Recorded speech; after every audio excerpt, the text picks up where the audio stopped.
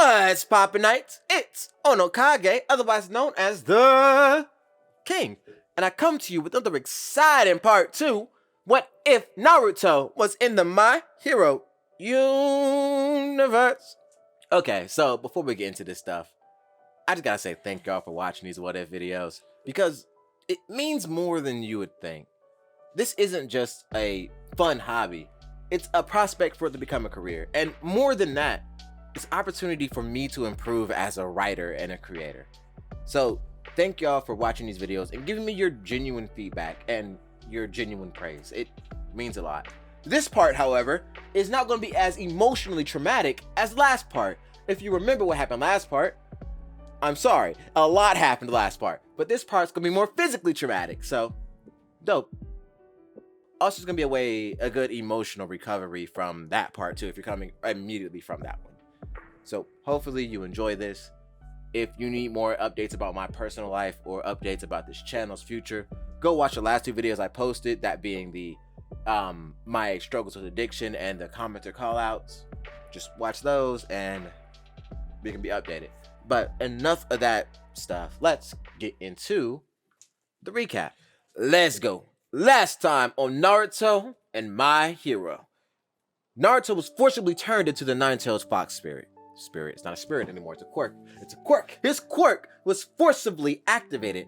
Everyone dressed in black clothing was Naruto's next target as his rampage continued. He began charging explosions in his maw, and the threat of these explosions caused the remaining League of Villain members to flee and retreat as Ida arrives with backup from the other heroes, that including the Yellow Flash, Naruto's father. He moves in to block Naruto's attack. He sends it far, far away, as well as removing himself and All Might from the immediate vicinity, giving All Might time to recover, as well as Eraserhead time to subdue Naruto. And once Naruto is pacified, he is taken to the hospital. His classmates await for him to awake, and as he does, Naruto informs him of his past and the illusion that he was placed under. He gave them a play-by-play recreation of his history. And with that, his classmates were informed of everything Naruto has been through. And instead of retreating from him, they grow closer. And as they do, Aizawa comes into the room to tell Naruto that he must go to the principal's office. And everyone else needs to go home. We now continue with the events of today's episode, that being the aftermath. Let's get into it! Don't no time to waste, the king is into beast mode. Your ninjas better hide away before I drop the beast bomb. Not to win this fairy tale, I got the heat flow. Back the lead in the trunks, I got the heat dome. Got the flow going crazy, that's a shuttle clone. I switch it up and interchange, and yeah, that's how the story goes. Sharingan or Rinnegan, pick one. Either way, you'll stay gone, cause bygones ain't bygone. Then in my hand, make your all go and run. If I just pull that rock, you are so stay like a Picasso. These hands is napalm. Fuck around and find out what I breathe with the sample. Someone with the breaks, like an ape, you a prince. Oh, I'm a king, what you tell me with no prince? Got the knights right behind me in the back. Still gonna fall down when the dogs attack. Oh, like you know, see, I'm the leader of the pack. So don't you lay down, bitch, pay respect. Hey.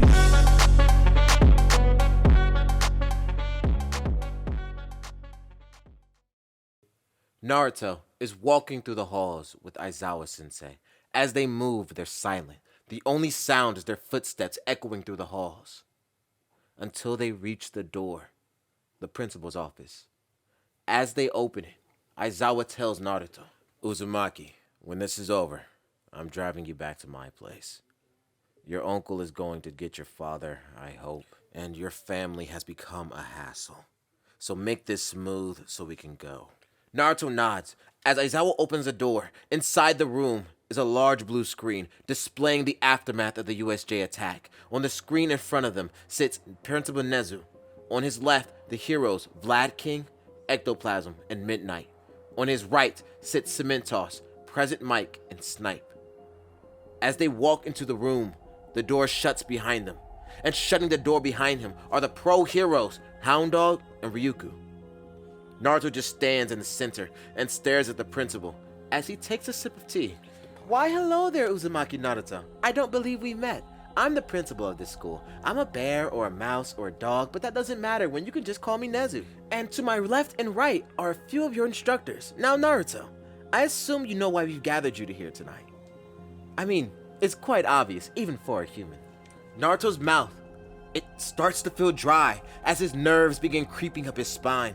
He wants to interrupt his teacher, his principal, to tell them that it won't happen again. He's better. But even in his own head, he knows he can't justify that. No, Naruto was not in control of that situation whatsoever. So he holds his outburst inside, instead staring at the screens behind the teachers, displaying the carnage that he caused. Naruto just nods his head, showing that he understands. He looks down to the ground and Aizawa places his hand on Naruto's shoulder, causing Naruto to jump slightly in surprise as Aizawa speaks. Naruto, your father did a good job of summing up everything that happened in the leaf. So trust me when I say, we know how hard you worked to control your quirk. Everything that happened at the USJ was nothing more than an eye-opener for us, and how much attention we need to give you in your development as a hero. So I wouldn't let them expel you, not when you work so hard every day. Naruto is amazed. He didn't even know his teacher knew everything.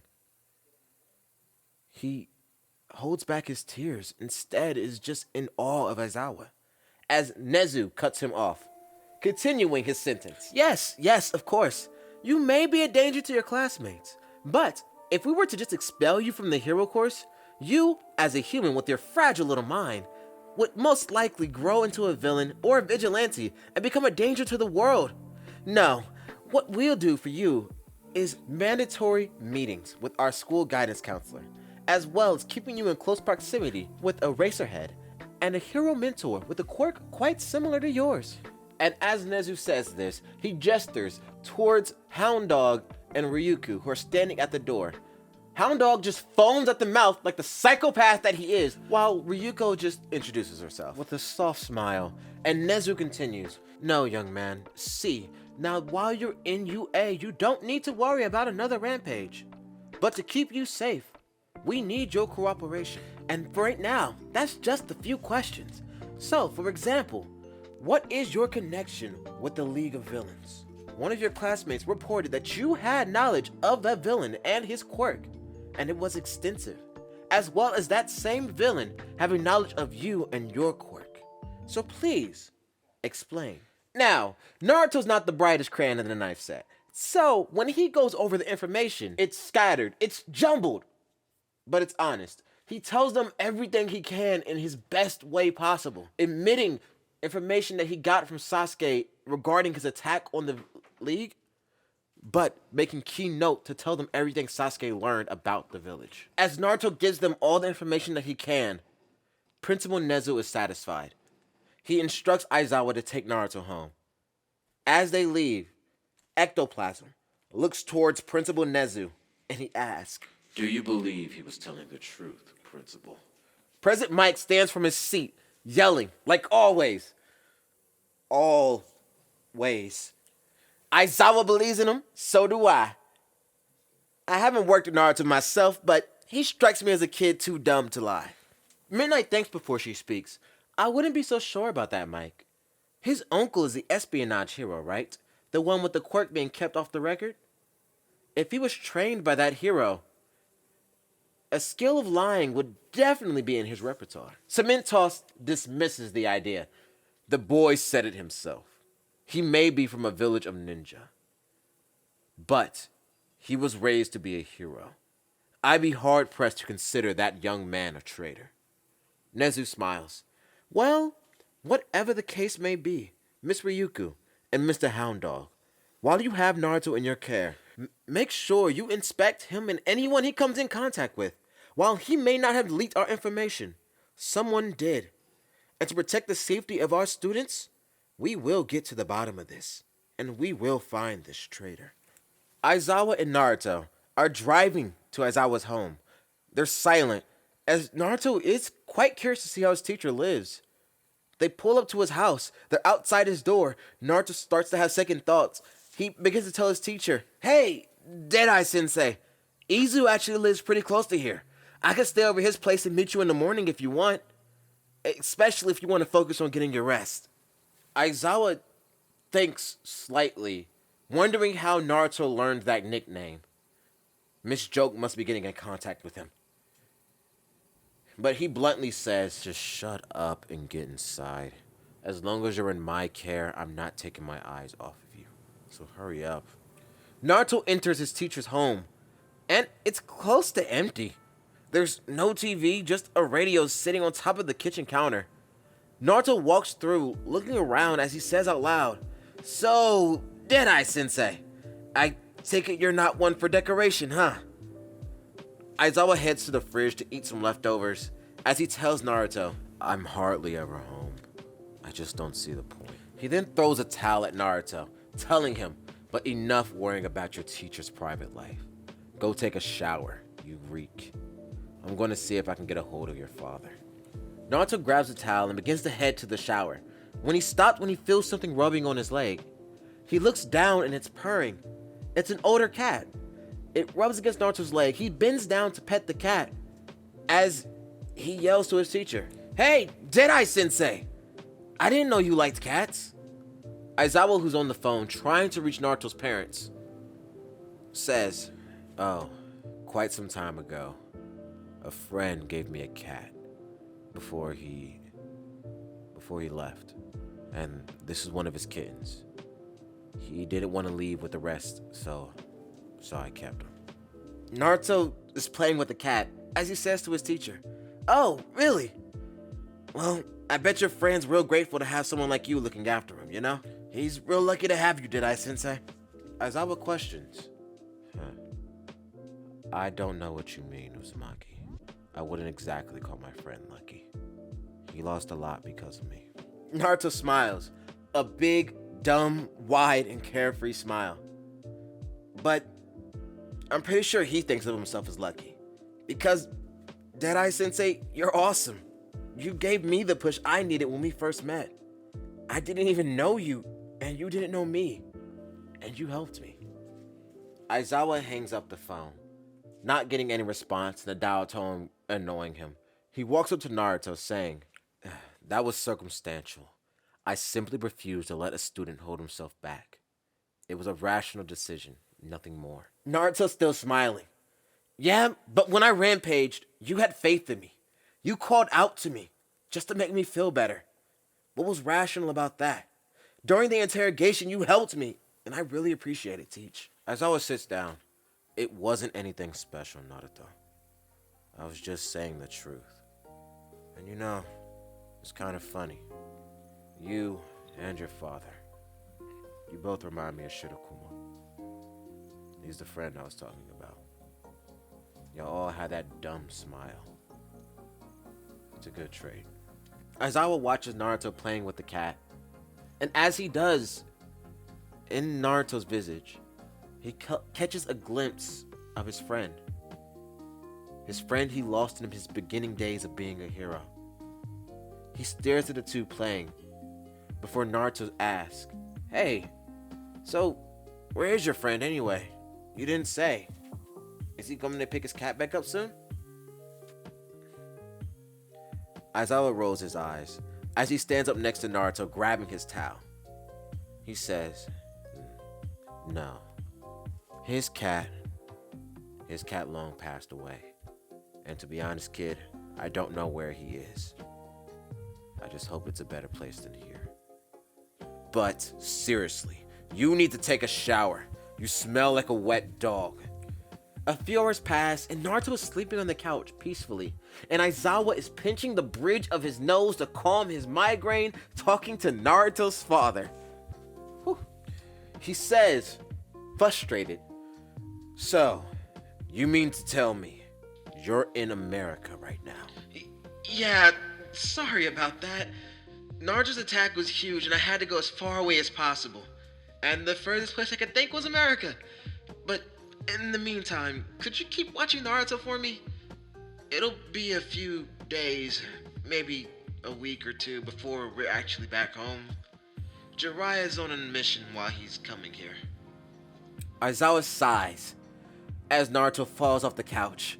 He says, "Well, you're in luck. This school already assigned his personal growth in regards to his temperament to me. So don't worry, it's literally my job to watch him right now." Thanks, Aizawa. That means a lot. But I have one more favor. Aizawa sighs, growing steadily annoyed, as he says, "Sure, while I'm raising your son, tell me what else do you want? Oh, and if it's ridiculous, Minato, I'm hanging up." Minato laughs as Aizawa's eyes open wide as he listens to Minato, before pulling the phone away from his ear and solemnly saying, "Fine." In the morning, Naruto is dressed, getting ready for school, but his teacher tells him to hurry on without him. He'll catch up to him later. Miss Ryuko should be outside to lead him there. Naruto says fine, but he's going to meet up with Izu first. Aizawa drowns it out as he begins to head towards the hospital, where he finds Recovery Girl, who informs him, "Shota, I was informed Minato asked you to come and evaluate her mental state. And she's obviously going to ask about her husband and her son, but you have to be careful with what you say." Aizawa listens as she continues. "Physically, she's fine, but her mind was shattered repeatedly, so avoid reminding her of that night the attack happened. And be gentle with breaking to her how much time has passed, please, because I'm genuinely hoping you have more tact than Minato." Aizawa groans, saying, "Yeah, that man is a handful, isn't he?" And with that, Aizawa walks into the room where he sits down in the chair before her. Kushina, a beautiful woman with long red hair that hangs off the sides of her hospital bed. She sits up. Her skin is pale, and her arms are skin and bone, being malnourished, only fed through tubes. She asks, "Who are you?" to the slender man that sits before her, as he says, "Hello, ma'am. My name is Shota Aizawa. And I'm sure you're aware, but you got sick, and the medicine from your village wasn't adequate to treat you. So you're transferred to Tokyo, Japan, where you and your family now reside." Aizawa says this, and as he does, he's reminded by the conversation that he had with Minato last night. This is the cover story that man came up with. He just has to play along. When the woman looks down at her own arms before weakly smiling. "You know, back in my village, I was feared as the red hot habanero, because just like a hot pepper, if you weren't ready for me, I'd kick your ass. But now, looking at these arms, I'd be surprised if I could hurt a fly. Just how long was I sick, Doc?" Aizawa now thinks to Naruto, and you can get a good understanding where Naruto gets his temper from.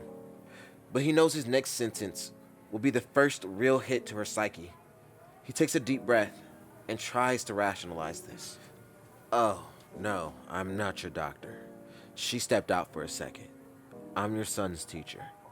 But from my understanding, that level of muscular atrophy, it's normal, considering you've been under bed rest for 14 years. Kushina's eyes open wide as tears start to form down her face. She begins to hyperventilate, taking sharp yet deep breaths. Aizawa hands her a glass of water and tells her to drink it and calm down. She does. Her breathing is still uneven and shaky, but she's calm at least. She drops the glass of water on the floor and it shatters as the back of her head collides with her pillow. She looks up at the walls in front of her and repeats the phrase, 14 years. 14 years. She repeats that over and over again to herself before looking at Aizawa and asking, "So, let me get this straight. You're my son's teacher. If I've been out of it for 14 years, my baby's already 16 years old. How is he in school?" Aizawa smiles. This woman took that surprisingly well. She just found out she lost 14 years of her own life and in her marriage, yet her only thoughts are of her son. She's a good mother. Aizawa begins telling her all about Naruto, leaving out the USJ events. And Kushina smiles, learning that her son has grown into a strong, a kind, yet dumb young man. She then looks back at the ceiling, and it dawns on her. Oh my God, I'm 40 years old. I went to sleep 26 and I woke up 40 years old with a 16-year-old son. Aizawa sighs, thinking to himself, maybe she's just as scatterbrained as her son. He can see where Naruto gets it from. This woman then turns to him with a stern face.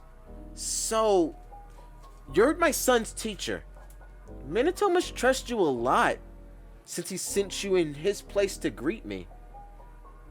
She's questioning him for a really good reason. She wants to know where her husband is. Aizawa stares off into the distance, only slightly, not feeling super comfortable bending the truth to a woman he's just met. But he tells her anyway. While I don't know your husband too well, we've been on a few missions together. He works as a hero now. And when he found out you were be awake, he was sent on a mission. Since I respect his professionalism, I thought it'd be good if he owed me a few favors. So I took up the offer to come help you. Kushina laughs, and Aizawa's watch starts to beep. He looks at her and he bows. Forgive me, but class is starting. Your husband will be here in about 2 weeks, and that'll give you a good chance to see your son on TV. And if possible, I'll be in here later today with him, if you're allowed to have more visitors. Aizawa then leaves, and Recovery Girl enters the room. As Aizawa drives back to the school, he gets behind his desk and writes on the board, UA Sports Festival. And I think that's where we're going to have to end this one for today. Sorry, I just really have to go to work, and I've been trying to record this video for 4 fucking days now. It's been a lot. Hope you enjoyed it. I really have to go to work. I wish I could give you a longer ending section. I might record something on my phone at work. Maybe you'll enjoy that. Maybe I won't do it. Who knows? I'm going to fucking die. Hopefully not soon. Love you. OnoKage out.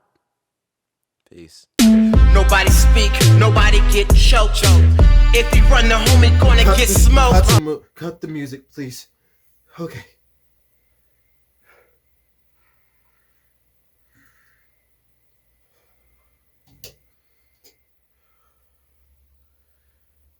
Hi, it's OnoKage. My face has been on this channel a while. It's past the middle of the night.